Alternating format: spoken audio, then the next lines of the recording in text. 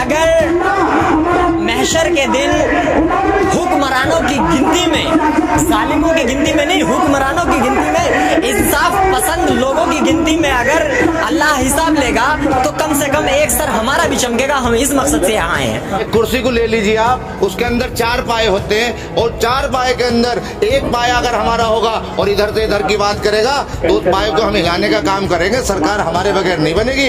इस पार्टी को हमने लड़ाया, आपको पता, लेकिन कुछ हमारे साथ ऐसा हुआ कि इस पार्टी के राष्ट्रीय अध्यक्ष वो अपनी चलानी चाहते हैं, लेकिन पार्टी के अंदर ऐसा कुछ नहीं है, वो अपनी ना चलावे, वो भी आ जाए, में चुनाव लड़े जहां से उन्हें लड़ना है। और दूसरी चीज, डॉक्टर अयूब साहब भी तो आ सके हैं, एक कदम आप चलो, एक कदम हम चले तो मुलाकात हो जा। अगर वो कहने लगे तो वो इतने बड़े अभिनेता तो है नहीं कि साहब उनके घर जाके चुनाव लड़ा जाए, उनसे कहा जा। इसी साहब ऐलान कर रहे हैं कि हम गठबंधन के लिए तैयार हैं, तो क्यों ऐलान ना कर रहे हैं कि भाई हम भी तैयार हैं, गले मिलो, चुनाव लड़ो, बीजेपी को ऑटोमेटिक हरा देंगे। और अगर हम अपने अपने दम पे लड़ेंगे तो हम तो अपने दम पे जीत लेंगे, अपनी सीट को बचा लेंगे जहां जहां लड़ेंगे। लेकिन इनके बेड़ा गर्क करने का काम समाजवादी पार्टी और बहुजन समाज पार्टी तो बनेगी नहीं ना। नहीं, सरकार मत बनो। सरकार में चार पाए होते हैं। एक कुर्सी को ले लीजिए आप, उसके अंदर 4 पाए होते हैं और 4 पाए के अंदर एक पाया अगर हमारा होगा और इधर से इधर की बात करेगा तो उस पाए को हम हिलाने का काम करेंगे। सरकार हमारे बगैर नहीं बनेगी। आज हमारे 100 सीट है, क्योंकि हम अगर 400 सीट पे चुनाव लड़ने की क्षमता रखते हैं, लेकिन हमने यही हिसाब लगा के चुनाव लड़ने की कोशिश करी कि हम 100 सीट पे लड़ेंगे और इंशाल्लाह कोशिश करेंगे कि 100 की सीट पे हम चुनाव जीत जाए। अच्छा, आप पीस पार्टी से गठबंधन क्यों नहीं करते? जब आप शिवपाल से मिल रहे हैं, हमने पीस पार्टी, बात सुनिएगा आप हमारी, पीस पार्टी को हमने लड़ाया, आपको पता, लेकिन कुछ हमारे साथ ऐसा हुआ, पीस पार्टी के राष्ट्रीय अध्यक्ष वो अपनी चलानी चाहते हैं, लेकिन पार्टी के अंदर ऐसा कुछ नहीं है, वो अपनी ना चलावे, वो भी आ जाए, में चुनाव लड़े जहां से उन्हें लड़ना है। और दूसरी चीज ये है, जब पीस पार्टी है, पीस पार्टी का दरवाजा हमारे खुला हुआ है, हमारे उनके पीस पार्टी के तो लोग सारे हमारे साथ आ चुके हैं, वो कहाँ बचे हैं? उनके मास्टर डॉक्टर मन्नान साहब थे, वो चुनाव लड़ रहे हैं। डॉक्टर युवा में वेलकम है उनका, वो भी अपनी सीट पे चुनाव लड़े। हम ओवैसी साहब तक कहेंगे उनकी सीट पे कोई चुनाव नहीं लड़ेगा, वो MIM के सिंबल पे चुनाव लड़े। शिवपाल के घर पे जाके मुलाकात कर सकते हैं, चंद्रशेखर से मुलाकात कर सकते हैं, तो डॉक्टर अयूब के घर पे क्यों नहीं जाते? अरे डॉक्टर अयूब साहब भी तो आ सके हैं। एक कदम आप चलो, एक कदम हम चले तो मुलाकात हो जा। अगर वो कहने लगे तो वो इतने बड़े अभिनेता तो है नहीं कि साहब उनके घर जाके चुनाव लड़ा जाए, उनसे कहा जा।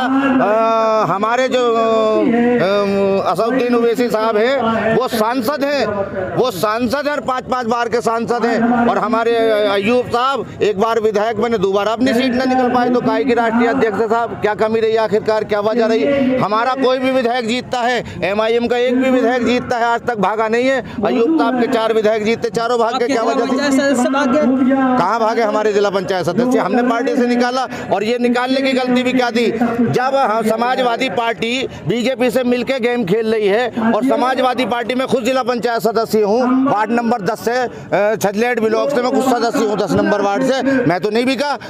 लेकिन जब मुझ पे भी विलेम आप लगाओगे, 75 जिलों के अंदर होने के बाद 69 जिले बीजेपी जीत रही, तो कहाँ गए? वोट दिया मुसलमान ने समाजवादी को, उनके मेंबरों को जिताने के लिए वोट दिया था कि उनके मेंबर जीते, लेकिन उनके मेंबरों ने मेरी खुद सीट पे 11 मेंबरों ने समाजवादी पार्टी के बीजेपी को सपोर्ट कर दिया। क्या जवाब इस बात का?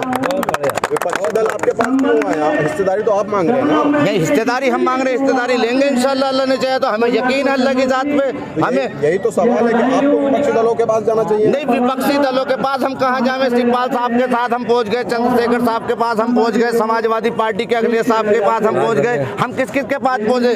आखिर हमारा भी अपना खूंटा मजबूत होना चाहिए, हमारे पास भी तो किसी को आना चाहिए। अब लोग कहते हैं, ये कहते हैं कि वो समाजवादी, कोई कहेगा मुसलमान समाजवादी अच्छी। मैं हर सीट पर लाने का बीजेपी को काम अगर किसी पार्टी का है तो वो समाजवादी पार्टी का है। अगर 1992 में बाबरी मस्जिद शहीद ना हुई होती, बाबरी मस्जिद शहीद ना हुई होती, तो हिंदू एक तरफ ना होता और मुसलमान मुलायम सिंह यादव ना बनते। 1992 से इन्होंने देश में बंटवारा कर दिया, लेकिन हालात हालात अल्लाह ने फिर संभाल दिए, हालात अल्लाह ने फिर संभाल दिए और संभलेंगे इंशाल्लाह। और कांट विधानसभा हमने पीस पार्टी के नाम पे जीती थी। हमने कांट का चेयरमैन पीस पार्टी के नाम से जीता था, हमने सैदपुर का चेयरमैन जीता था, हमने अगवानपुर के हाजी इब्राहिम चेयरमैन जीते थे, हमने शहजाद उमरी से जीते थे। हमारी कांट सीट पे हम ज़मीनी राजनीति, अगर हम माइक की राजनीति बंद कर देंगे हम, तो हम ज़मीनी काम करेंगे।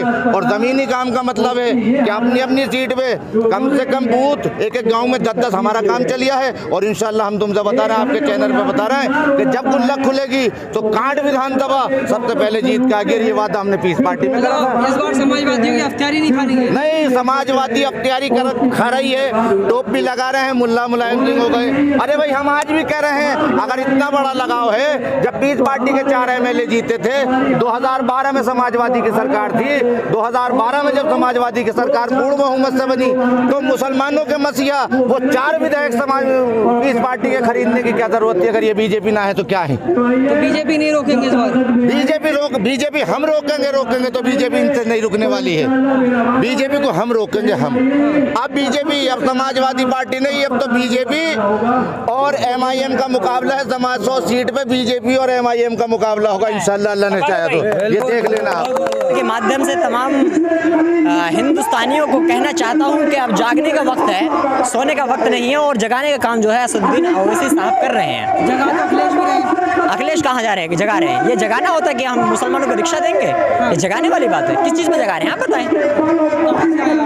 मैं यहाँ से 120 किलोमीटर दूर हापुड़ से आया हूँ। 120 किलोमीटर यहाँ क्यों आना पड़ा? यहाँ से हम कौम को जगाने के लिए और असदुद्दीन ओवैसी साहब की मोहब्बत में यहाँ आए हैं।